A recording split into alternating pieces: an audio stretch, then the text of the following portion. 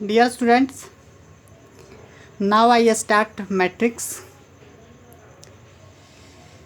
in concepts building classes। मैं इससे पहले आपको डिटर्मिनेंट पढ़ा चुका हूँ। आप उस वीडियो को पहले सही से आप देखें और उसका नोट्स बनाएं और जितने भी उसमें क्वेश्चन हमने कराया हूँ उसको प्रॉपर प्रैक्टिस करें, क्योंकि practice main perfect. Okay, so now I start matrix. तो फर्स्ट ऑफ ऑल मैं डिफाइन करता हूँ कि व्हाट इज मैट्रिक्स। ओके, तो matrix is the arrangement of numbers.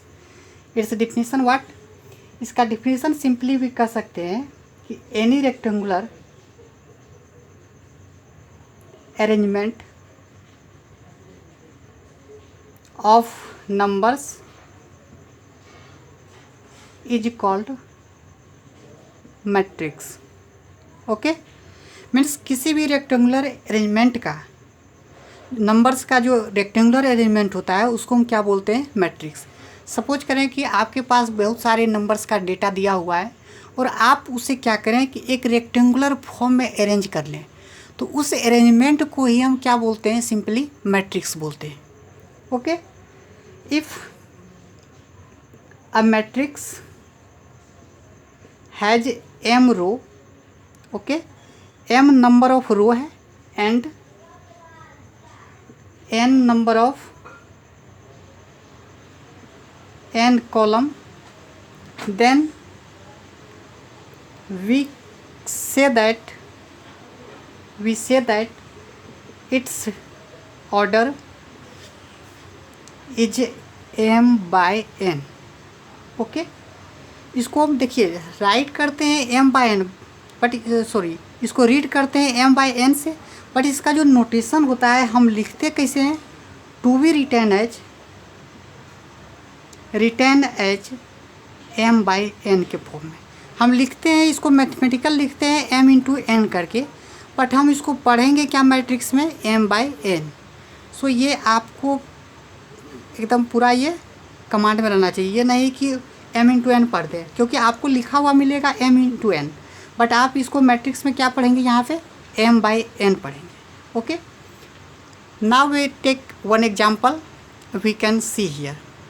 अब मैं क्या करता हूँ, यहाँ पे एक मैं एग्जाम्पल कंसिडर कर रहा हूँ। कुछ नंबर्स दिए हुए हैं जैसे ABCDEF, ये 6 टर्म्स है अल्फ़ाबेटिकल का। इसको अब क्या करता हूँ मैं? रेक्टेंगुलर फॉर्म में अरेंज करता हूँ। तो आप देखिए इसको कितने तरह से अरेंज कर सकते हैं। उसी पूरे अरेंजमेंट को हम अलग अलग में फॉर्म में ये मैट्रिक्स ऑब्टेन होगा मेरे पास।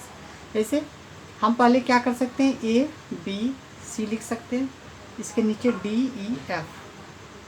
यहाँ पे देखिए मैट्रिक्स और डिटर्मिनेंट में नोटेशन का थोड़ा सा डिफरेंस। ओके, मैट्रिक्स हम क्या करते हैं, जो मेरा ग्रेटर बड़की जो ब्रैकेट होता है उसको क्या करते हैं? दोनों को क्लोज फॉर्म में लिखते हैं। इसी से हम और डिटर्मिनेंट में क्या होता है? सिर्फ हम दो लाइन को ड्रा करते हैं वर्टिकल और उसके बीच में लिखते थे। तो डिटर्मिनेंट और मैट्रिक्स का नोटेशन में थोड़ा सा डिफरेंस है। और उसी को अगर दो वर्टिकल लाइंस को ड्रा करके अगर उसी में फिर अरेंजमेंट करें तो वो भी मैट्रिक्स का नोटेशन होता है, जो हम लेटर केस में थोड़ा देर में देखेंगे। अभी हम देखते हैं कि हम कैसे इसे अरेंज कर सकते हैं। तो सबसे पहले हम क्या किए? फर्स्ट रो सेकेंड रो, इसमें कॉलम कितने हो गए? 3। तो इसका मतलब हम क्या लिखेंगे? 2 by 3। ये क्या हो गया? 2 रो और 3 कॉलम हुआ। तो इसको हम लिखेंगे 2 into 3, बट पढ़ेंगे इसको क्या? 2 by 3 का। अगर कोई पूछेगा कि ये मैट्रिक्स कितने बाई कितने का है, तो 2 by 3 का मैट्रिक्स हो। ठीक है, ओके। नेक्स्ट, सपोज हम इसी को B को पहले लिख दें, A को बाद में लिखें, C, अगेन DEF, ऐसे भी लिख सकते हैं। अरेंज करना है मुझे, तो अगेन ये क्या हो गया? तो इसी तरह से और कर सकते हैं इसी में। नेक्स्ट, A सपोज करते हैं, A ले लेते हैं, B, C और DEF। ओके, अब यहाँ पे आप देख सकते हैं यहाँ पे क्या हुआ कि थर्ड रो हो गया और 2 कॉलम इसमें, तो इसको हम पढ़ेंगे क्या? 3 by 2 का मैट्रिक्स है। ओके, नेक्स्ट, ऑल्सो आप इसको ऐसे रो नोट डाउन कर सकते हैं, ABECDF। ये भी क्या हुआ? आपका 3 by 2 का मैट्रिक्स हुआ। तो आप इस तरह से भी लिख सकते हैं। अगेन और इसी को और ले जा सकते हैं। सपोज करें कि सी हम यहाँ पहले लिख देंगे और बी को यहाँ लिखेंगे, कहीं भी किसी तरह बहुत सारे इसका अरेंजमेंट हो सकता है। अगेन हम क्या कर सकते हैं, A B C D E F सभी को मैंने क्या किया, सिर्फ एक रो लिया, 1 रो और 6 कॉलम हो गया आपका, तो 1/6 का ये मैट्रिक्स हो गया। ओके, इसी फॉर्म में और हम अरेंज कर सकते हैं कि सपोज करें बी पहले लिखेंगे, ये बाद में लिख सकते हैं। अरेंजमेंट को हम डिफरेंट टाइप से हम अरेंज कर सकते हैं। अगेन हम ऐसे भी कर सकते हैं, सपोज करें इसको हम ऐसे भी अरेंज कर सकते हैं, A B C D E F. ये क्या हो गया आपका 6 रो हो गया, 1 2 3 4 5 6 और कॉलम कितना है 1, एक ही कॉलम है, तो हम लिख सकते हैं 6/1 का मैट्रिक्स हो गया। तो हम मैट्रिक्स को अरेंज बहुत सारे तरीके से कर सकते हैं, बहुत सारे। सिर्फ क्या करेंगे, सिर्फ नंबर को इंटरचेंज करके, एक्सचेंज करके, एक दूसरे पे स्थान पे रिप्लेस करके हम डिफरेंट टाइप का अरेंजमेंट ऑब्टेन कर सकते हैं एक दिए हुए गिवन नंबर से। ओके, नाउ हम एक जनरल फॉर्म में कैसे मैट्रिक्स को लिख सकते हैं। A matrix of order m by n okay, m by n is written as, आप देखिए कैसे लिख सकते हैं। आप डिटर्मिनेंट में भी देखिए, उसमें भी कैसे लिखते थे, A11 A12 A13 A14 okay, और सोन जा सकते हैं। और फिर हम A1n A1 क्योंकि फर्स्ट रो में लिख रहे हैं तो ये ऑलवेज 1 रहेगा और n कॉलम तक गए। अगेन फिर हम क्या कर सकते हैं, A21 A22 A23 A24 and so on जा सकते हैं और A2n लिख सकते हैं। इसी तरह से आप इधर भी जा सकते हैं, A31 A32 A33 A34 so on A3n तक जा सकते हैं। इसी तरह से हम डिफरेंट रो में जा सकते हैं और एक लिमिट आएगा जो कि mn हो जाएगा, m1 am2 am3 am4 and so on. यहाँ पे क्या होगा, am आ जाएगा, m रो हो गया और n कॉलम में आ गए तो amn हो गया। ये लास्ट हो गया आपका। Okay, this is last. अब इस नोटेशन को तो आप देखिए m by n भी लिखते हैं। ओके, थोड़ा सा हो सकता है कि आपको दिखता नहीं होगा, तो मैं थोड़ा इधर कर लेता हूँ इसको। तो m by n हो गया। अब मैं क्या करता हूँ, इसी का नोटेशन, इसी मैट्रिक्स डिटर्मिनेंट मैट्रिक्स को हम कैसे डिनोट करते हैं, ए आई जे, ith रो और j कॉलम हो गया। इसी को हम m by n लिख दें। अब आई जे जैसे जैसे वेरी करेगा उस तरह से क्या होगा, इस मैट्रिक्स का रो और कॉलम वेरी करेगा। नाउ इसी का नोटेशन दूसरे फॉर्म में, ए आई जे ओपन इंटरवल आप जानते हैं, ये क्या है, ओपन इंटरवल है, और ए आई जे m by n। इसी को आपको बताए थे थोड़ा देर पहले कि हम कैसे लिखेंगे। और जैसे डिटर्मिनेंट को हम कैसे लिखते थे, 2 वर्टिकल लाइन लेते थे, उसमें हम क्या करते थे, सभी को अरेंज कर देते थे। अब वहाँ पे अरेंज नहीं करते, वहाँ तो डिटर्मिनेंट का एग्जैक्ट वैल्यू निकलता था, बट यहाँ मैट्रिक्स में क्या करते हैं, हम अरेंजमेंट करते हैं। इसका कोई फिक्स वैल्यू आप नहीं निकाल पाएंगे मैट्रिक्स का। ओके, बट डिटर्मिनेंट एक फिक्स वैल्यू देता है। ये बात आप डिफरेंट भी याद रखें मैट्रिक्स और डिटर्मिनेंट में। नाउ हम क्या कर सकते हैं, डिटर्मिनेंट के जैसा ही इसमें क्या करेंगे, 2 वर्टिकल लाइन लेंगे, एक नहीं इसमें 2 वर्टिकल लाइन, और उसके बीच में हम क्या करेंगे, जितने भी नंबर्स दिया हुआ रहेगा आप उसको अरेंज कर देंगे। इस तरह से भी आप नोटेशन, तो मैट्रिक्स का नोटेशन आप देख सकते हैं, एक इस तरह से भी हो सकता है, एक यहाँ ये तो बताया ही इसी तरह। दूसरा ओपन इंटरवल में आप लिख के m by n लिख सकते हैं। दूसरा क्या है, 2 वर्टिकल लाइन खींचें और उसके बीच में अरेंज कर दें। तो इस तरह से 3 नोटेशन इस मैट्रिक्स का है जो कि आपको ध्यान में रखना है, क्योंकि जेई मेन या जेई IT एडवांस में ये नोटेशन यूज किया जाता है। So next we can see. अब कुछ नोट यहाँ है जिसको आपको ध्यान में रखना है। फर्स्ट है कि द पोलरल फॉर्म क्या होता है मैट्रिक्स का। The plural of matrix is matrices. Okay, what is MATRICES होता है। ओके, मैट्रिसेस होता है। Second, a matrix is denoted by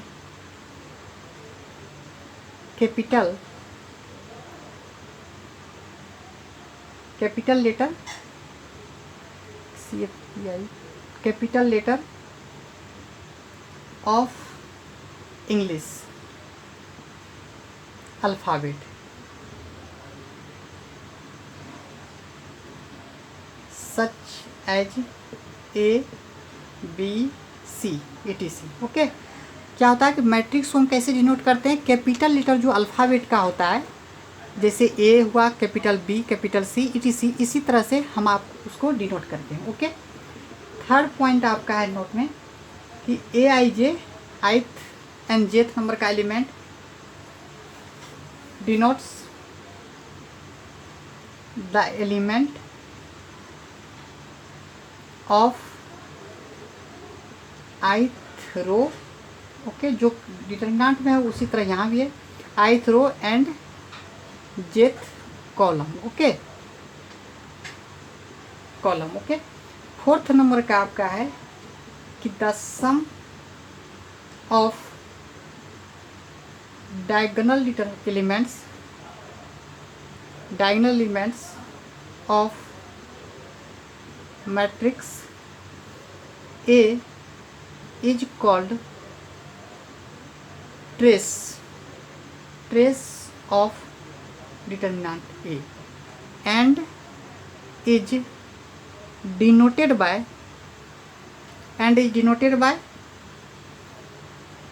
small TR और कैपिटल में A इसके लिखते हैं।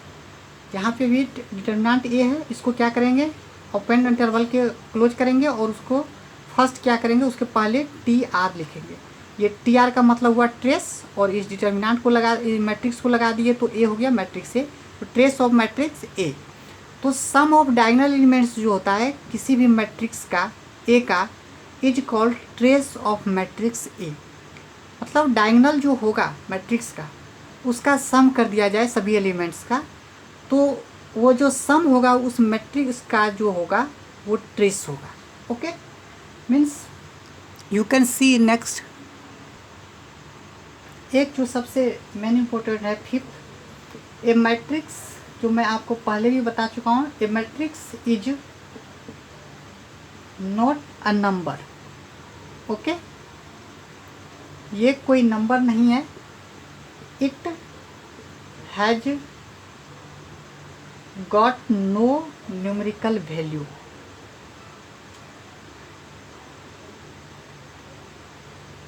Okay, means what, a matrix is not a number. सबसे पहले ये याद रखें कि ये कोई नंबर नहीं है। ये आपको मैं बता चुका हूँ कि ये क्या है, it is a arrangement of number, और it has got no numerical value. ये कोई न्यूमेरिकल वैल्यू आप इससे नहीं प्राप्त कर सकते। Main point. अब कुछ डिफिनीशन देखते हैं। नाउ सम डिफिनीशन यहाँ पे देखते हैं। A matrix A equals to AIJ, IJ element M/N matrix is said to be a number one column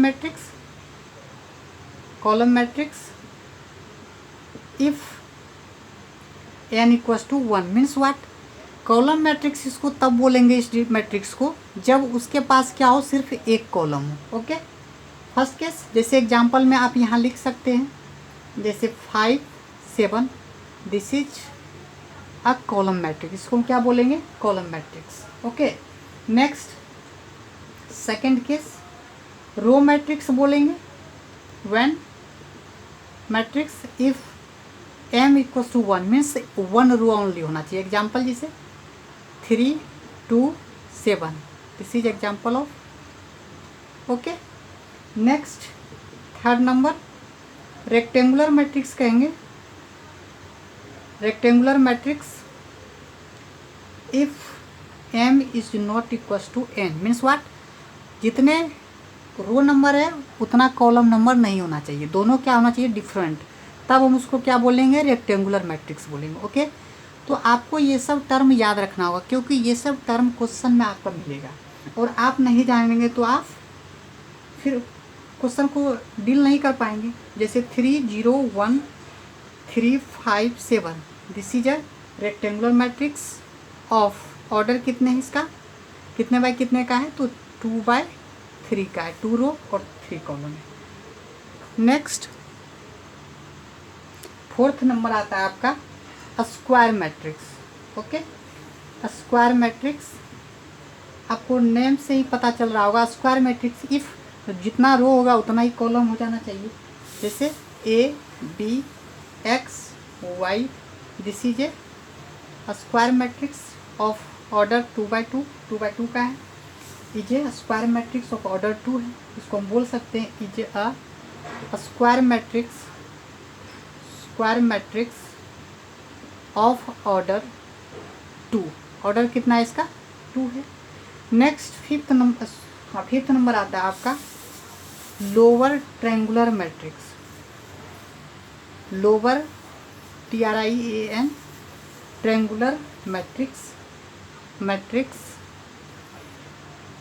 if M equals to N and next case क्या है कि AIJ equals to 0 for all I less than J। Means क्या हुआ कि रो अगर less than है column से तो उस पूरे मैट्रिक्स में जो एलिमेंट होगा AIJ का उसमें क्या होना चाहिए, 0 होना चाहिए। और ये भी होना चाहिए कि लोअर ट्रायंगुलर मैट्रिक्स होने के लिए M बराबर क्या होना चाहिए, N, जितना रो होगा उतना ही क्या होगा, कॉलम होगा। जैसे एग्जांपल आप देख सकते हैं 5 0 0 4 7 0 5, और आप ले सकते हैं 9, कुछ भी ले लें, 10। जैसे आप देखिए यहाँ पे क्या है, कंडीशन क्या है कि M बराबर N, तो 3/3 का हो गया, तो M बराबर N हो गया, रो जितना है उतना ही कॉलम हो गया। ओके, नेक्स्ट केस क्या है कि अगर आपका ये रो नंबर लेस है कॉलम से तो उस केस में एवरी केस में उस एलिमेंट का वैल्यू 0 होगा। जैसे आप देख सकते हैं यहाँ पे रो कितने हैं, फर्स्ट रो है, सेकंड कॉलम गया तो 2 क्या होता, 1 क्या होता है, 2 से लेस है तो इसमें क्या होना चाहिए, 0 होना चाहिए। अगेन फिर देख लीजिए यहाँ पे सेकंड रो थर्ड कॉलम में आ गया तो ये भी 0 है, फर्स्ट रो थर्ड कॉलम में फिर भी 0 है। इसका मतलब ये लोअर ट्रायंगुलर मैट्रिक्स होने के लिए क्या होना चाहिए, सबसे पहले आपको क्या होना चाहिए, वो स्क्वायर मैट्रिक्स होनी चाहिए। M इक्वल्स टू N का मतलब क्या हुआ, square matrix. And next row अगर लेस होगा कॉलम से तो उस केस में जितने भी एलिमेंट होगा इस कंडीशन का रो लेस कॉलम, तो एवरी एलिमेंट जो होगा वो क्या होगा, आपका 0 होगा। नेक्स्ट केस, नेक्स्ट आपका है अपर ट्रायंगुलर, उसी का रिवर्स है ये,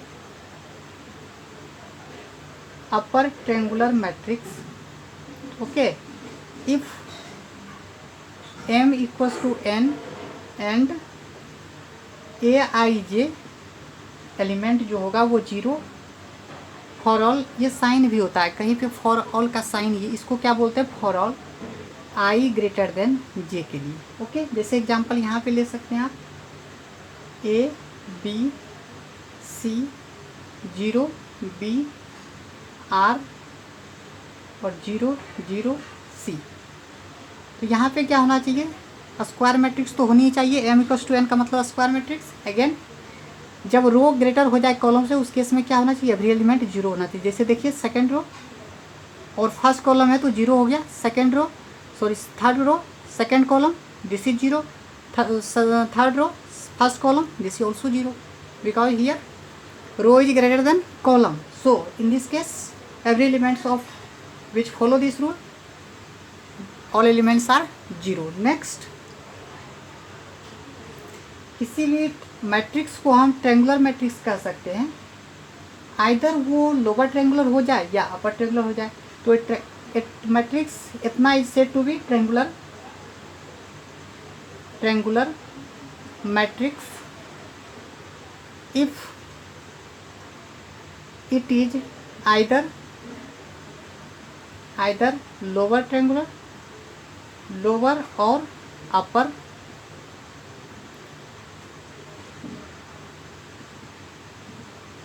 लोअर और आइदर या तो लोअर ट्रायंगुलर हो जाए या तो अपर ट्रायंगुलर मैट्रिक्स हो जाए। ओके, नेक्स्ट केस है एक और देखें आप, 8 number, zero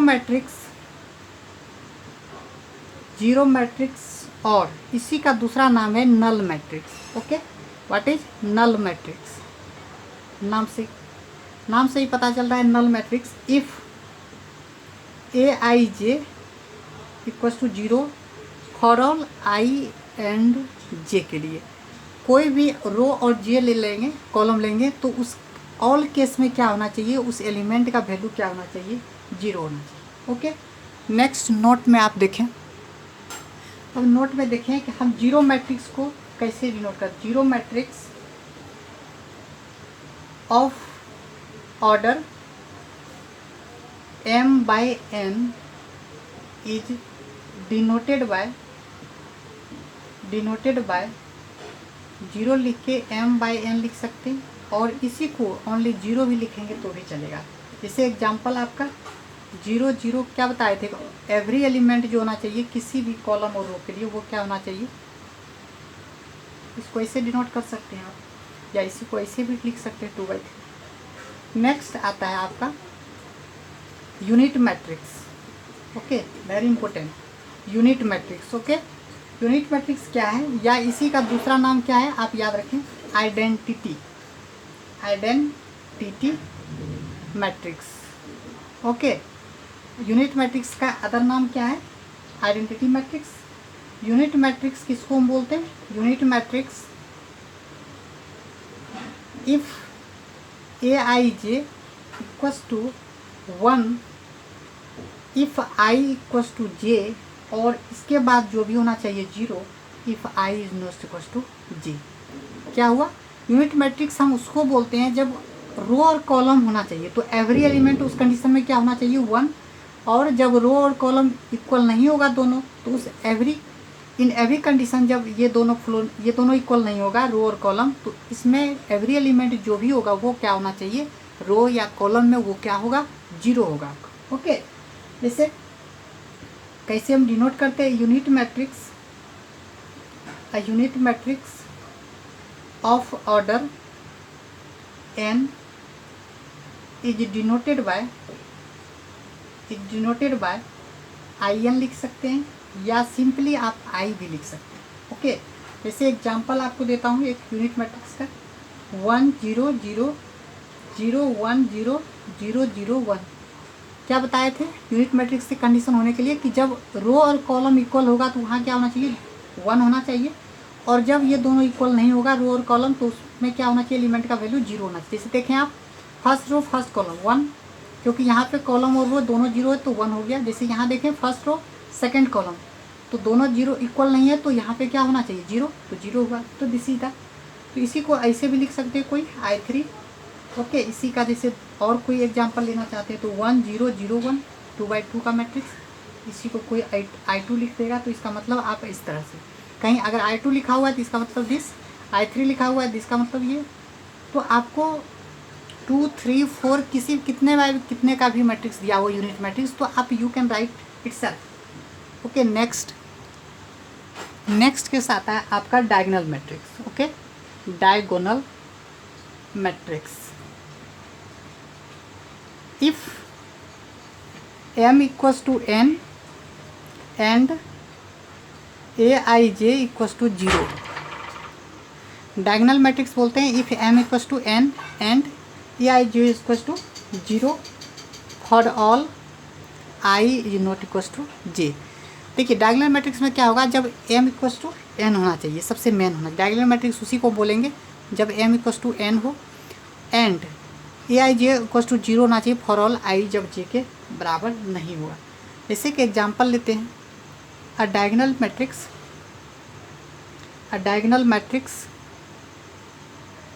matrix of order n is denoted bye, यहाँ पे क्या करेंगे, डायग लिख के, और उसके बाद यहाँ पे A11 A22 A33, okay, A33 and so on हम जाएंगे ANN तक, क्योंकि आपको क्या बताए थे कि M इक्वल्स टू N ही डायगोनल मैट्रिक्स होता है, और जो नेक्स्ट जो I J नहीं इक्वल होगा तो वहाँ पे क्या होना चाहिए, एवरी एलिमेंट क्या होगा, 0 होगा। तो डायगोनल करके ऐसे भी लिख सकते हैं। और दूसरे केस में आप एग्जांपल ले सकते हैं, जैसे देखिए 2 0 0 0 3 0 और 0 0 4, आप ऐसे भी लिख सकते हैं। इसी को डायगोनल दे के सिंपल में कहीं पे आपको हो सकता है कि जहाँ पे जगह नहीं होगा, जैसे JEE मेन में स्टूडेंट्स को क्या करता है परेशान करने के लिए, इस तरह का भी नोटेशन दिया हुआ रहता है, डायगोनल 2 3 4 इस तरह भी लिखा हुआ रहता है, या डायगोनल या इस तरह लिखा हुआ रहेगा तो आप समझ जाएंगे कि ये डायगोनल एलिमेंट्स मैट्रिक्स है। अगर ऐसा भी लिखा हुआ हो कहीं पे तो आप समझें कि ये डायगोनल मैट्रिक्स ही है। ओके, नेक्स्ट देखिए स्केलर मैट्रिक्स।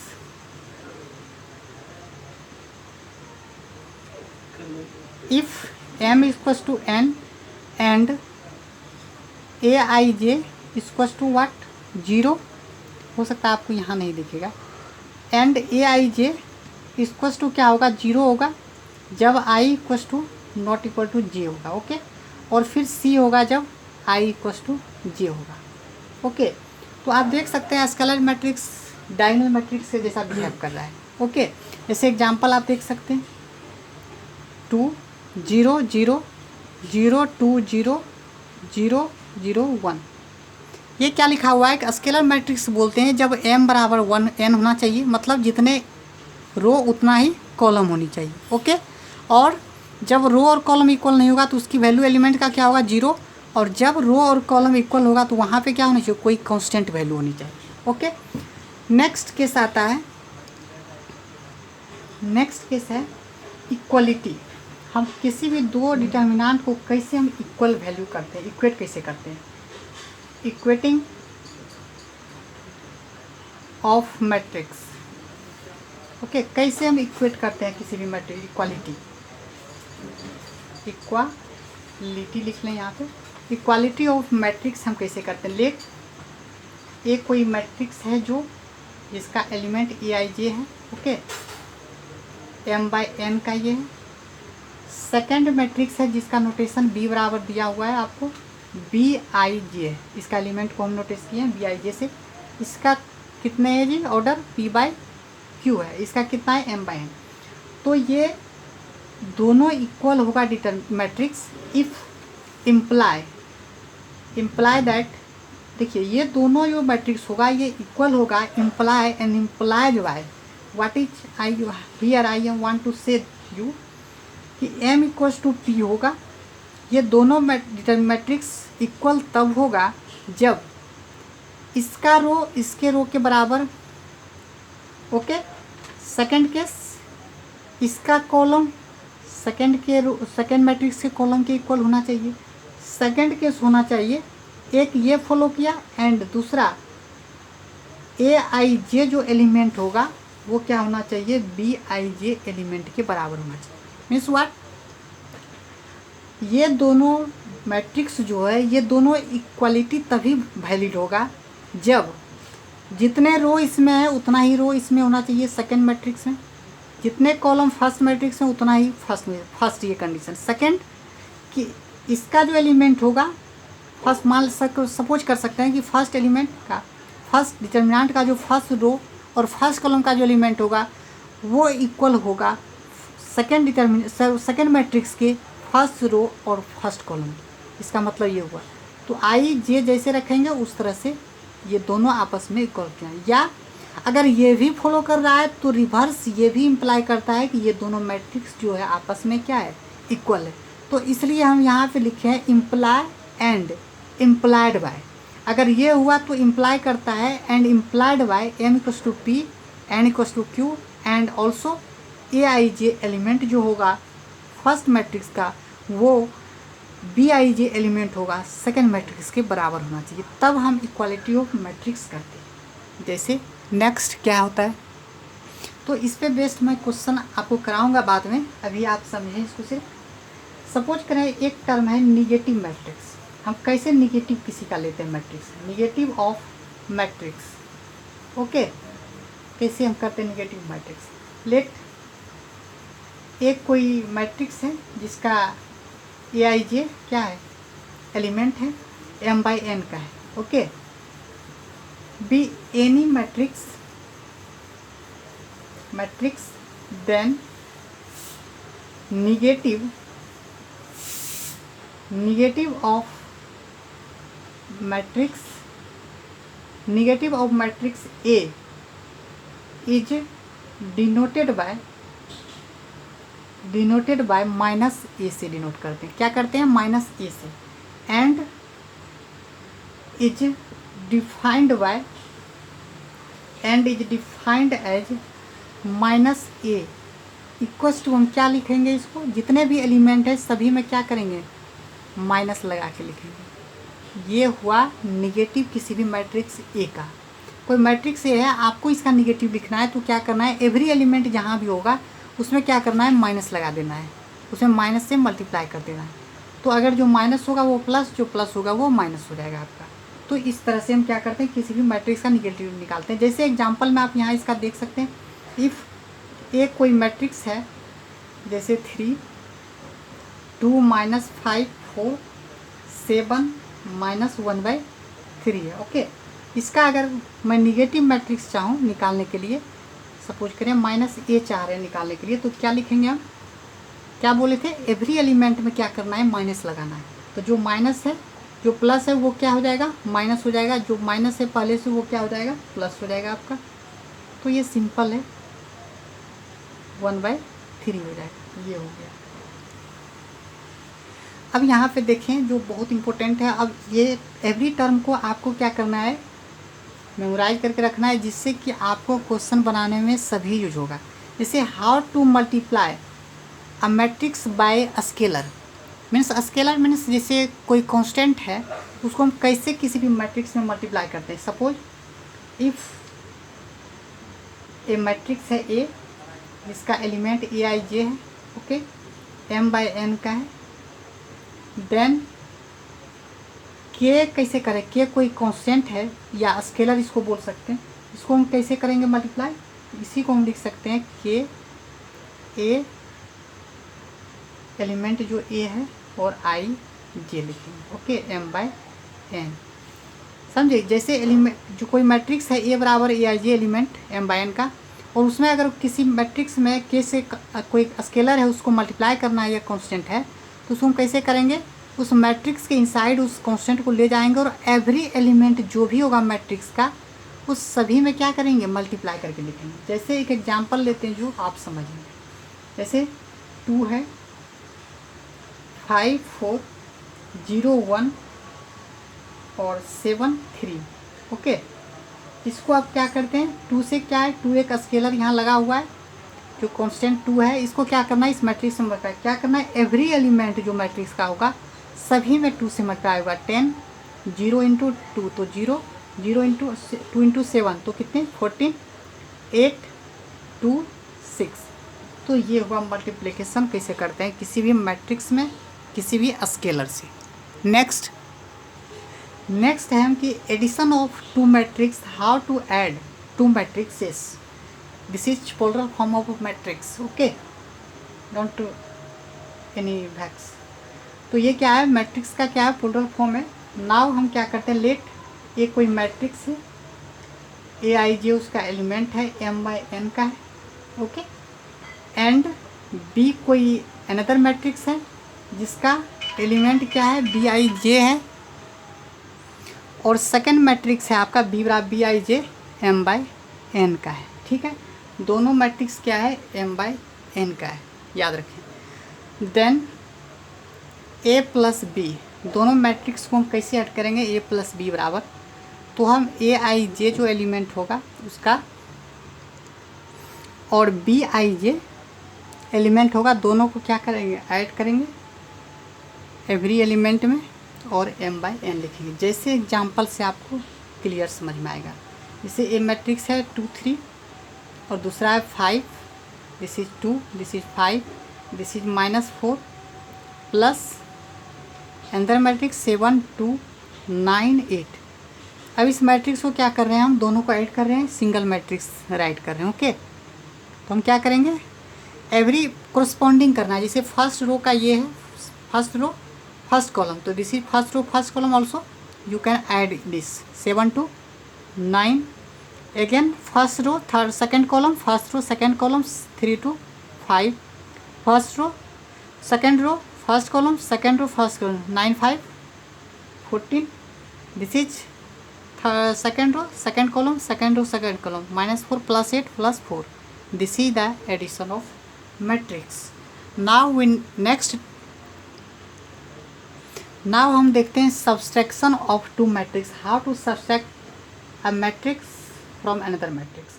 इसे Aij same matrix m/n का and B other matrix B which element Bij m/n। okay, next we want to find a minus b।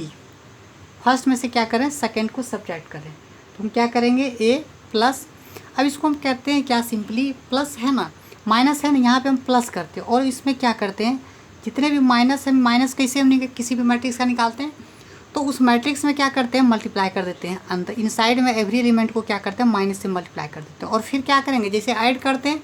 अब इसको माइनस कर दिया, अब क्या हो गया a प्लस बी के फॉर्म में आ गया। अब इसको प्रत्येक b के जो भी मैट्रिक्स होगा उसका निगेटिव निकाल लेंगे और उसको क्या करेंगे a में ऐड कर देंगे। तो इसी तरह से हम लिख सकते हैं Aij या Bij, इसी मैट्रिक्स को हम इस तरह से कर सकते हैं या सिंपली आप वहाँ से भी सब्ट्रैक्ट कर सकते हैं। बट आपको इजी होगा कि आप सबसे पहले क्या करें कि b का निगेटिव मैट्रिक्स निकालना है तो सब में क्या करेंगे माइनस से मल्टीप्लाई कर देंगे, उसके बाद सभी में क्या करेंगे फर्स्ट वाले में सबका कोरस्पॉन्डिंग जो रो और कॉलम का होगा उसको ऐड कर देंगे तो आप निकाल लेंगे। नेक्स्ट है ये सबसे बड़ा इम्पोर्टेंट है, बहुत बड़ा important, properties of addition and scalar multiplication. किसी भी मैट्रिक्स में हम कैसे एडिशन करते हैं और उसको मल्टीप्लिकेशन कैसे करते हैं। जैसे फर्स्ट है आपका किसी मैट्रिक्स को पहले मैट्रिक्स लिखे ए फिर बी, या इसी को कोई लिखे बी प्लस ए, इस फॉर्म में भी लिखेगा। पहले इसको ऐड करें, ऐड करने के बाद ये प्लस लिखे तो भी चलेगा, या आप ऐसे भी कर सकते हैं पहले बी मैट्रिक्स को लिखेंगे फिर ए को, दोनों का ऐड करेंगे। ऐड में ये दोनों वैलिड है। ओके, नेक्स्ट अगर किसी भी मैट्रिक्स में जीरो मैट्रिक्स को ऐड किया जा रहा है या पहले जीरो लिखें जीरो मैट्रिक्स को फिर किसी दूसरे मैट्रिक्स को ऐड करें, दोनों का मीनिंग सेम। या तो ए को पहले ए प्लस जीरो लिखें या जीरो प्लस ए, दोनों का मीनिंग सेम होगा, किसी को भी यूज कर सकते हैं। थर्ड प्रॉपर्टी है आपका एडिशन का, किसी मैट्रिक्स का उसी मैट्रिक्स के निगेटिव से अगर हम ऐड करेंगे तो वो मैट्रिक्स से जीरो आएगा। ओके, या किसी मैट्रिक्स का निगेटिव निकाल के फिर उसी मैट्रिक्स को ऐड करेंगे तो भी उस मैट्रिक्स का वैल्यू क्या होगा आपका जीरो होगा।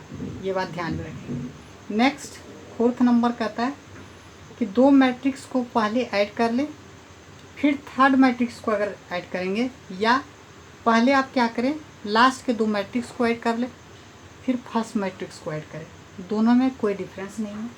ओके, नेक्स्ट फिफ्थ नंबर होता है कि ए प्लस किसी भी दो मैट्रिक्स का जो सम होता है वो इक्वल होगा किसी भी तीसरे मैट्रिक्स ए प्लस सी के, तो ये इक्वल इम्प्लाई करता है कि बी बराबर जो होगा सी होगा। अगर मान लिया जाए कि कोई ए मैट्रिक्स है उसमें बी जोड़ ऐड किए और फिर से उस पहले मैट्रिक्स में अगर ए प्लस सी को ऐड करने के बाद दोनों अगर ये इक्वल हो रहा है तो ये इम्प्लाई करता है कि ये दोनों जो मैट्रिक्स बी और सी होगा ये दोनों आपस में क्या होगा इक्वल होगा। ओके, नेक्स्ट आपका 6 नंबर कहता है कि अगर किसी मैट्रिक्स में सपोज करें पहले से क्या किया K2 को मल्टीप्लाई किया, कोई दूसरा कांस्टेंट है। ओके, मान लिए फर्स्ट कोई कांस्टेंट था, पहले हम क्या किए उसको मल्टीप्लाई किए और एक और कांस्टेंट था जिसको मल्टीप्लाई करके पहले उस मैट्रिक्स में मल्टीप्लाई किए और अगेन फिर उससे एक और कोई कांस्टेंट है उससे मल्टीप्लाई कर रहे हैं, तो हम क्या कर सकते हैं सिंपली कर सकते हैं। तो उस दोनों कांस्टेंट को बाहर निकाल के पहले मल्टीप्लाई कर लेते हैं और अगेन उस मैट्रिक्स में मल्टीप्लाई कर देते हैं, दोनों में कोई डिफरेंस नहीं होगा। जैसे हम क्या किए हैं पहले क्या किए कोई दूसरा स्केलर है उसको उस मैट्रिक्स में मल्टीप्लाई किए, अगेन फिर अनदर कांस्टेंट है उससे भी मल्टीप्लाई किए। इससे मतलब ये भी हम कर सकते हैं कि दोनों को पहले हम मल्टीप्लाई कर लेते हैं कांस्टेंट को, अगेन हम उस मैट्रिक्स में मल्टीप्लाई कर सकते हैं। ओके, नेक्स्ट है आपका 7 नंबर।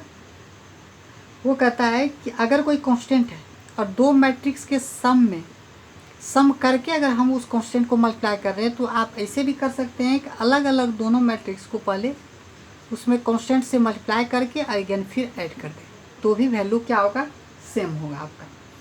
नेक्स्ट है 8 नंबर आता है कि मान लिया जाए कि दो कांस्टेंट को ऐड करके और फिर तीसरे मैट्रिक्स में हम किसी मैट्रिक्स में मल्टीप्लाई कर रहे हैं, तो आप ऐसे भी कर सकते हैं, फर्स्ट कांस्टेंट को किसी मैट्रिक्स में मल्टीप्लाई कर दें, अगेन फिर प्लस लिख के सेकेंड कांस्टेंट को भी मल्टीप्लाई करें और अगेन फिर इस दोनों को ऐड कर दें, तो भी वैल्यू क्या होगा, सेम होगा।